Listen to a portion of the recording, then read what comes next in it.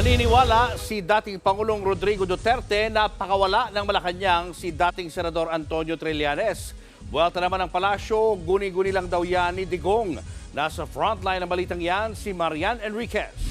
Itong si Trillanes, talagang Malacanang sponsored yan.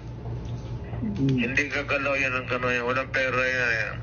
Ito ang derechahang banat ni dating Pangulong Rodrigo Duterte laban kay dating Senador Antonio Trillanes. Kasunod yan ng pagsiwalat ni Trillanes sa Quadcom hearing na higit 2 bilyong piso umanong drug money ang pumasok sa iba't ibang bank accounts ng mga Duterte.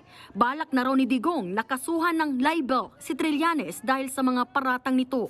Pero kumbinsido ang dating Pangulo kung bakit sila pinupunteriya ni Trillanes. Tataka ako bakit ang Malacanang na ginagawa naman na wala naman kaming kasalanan sa kanila, hindi naman ako nag-atake kay Presidente.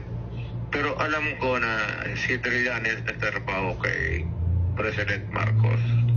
Sagot naman ng palasyo, Ano? Ganun na lang. Ano? Alam mo, mahirap pumatol na sa ganyan dahil hallucination na yan. hindi rin naniniwala ang ilang miyembro ng Quad Committee na may ugnayan si Trillanes sa Malacanang. Kahit noon pa man daw ay kritiko na ni Duterte si Trillanes. He's been deep with his own investigation since the Senate pa. I doubt if he's an attack dog or what, or an attack dog of Malacanang. Naniniwala naman si Congressman Pantaleon Alvarez na pamumulitika lang ang ginagawa ng Kamara sa dating Pangulo.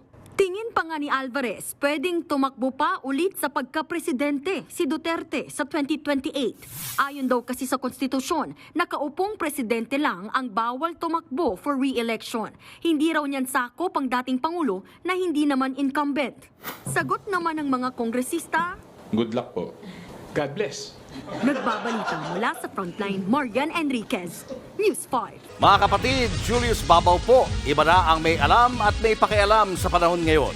Para sa frontline ng mga balita, mag-follow at mag-subscribe sa social media pages ng News 5.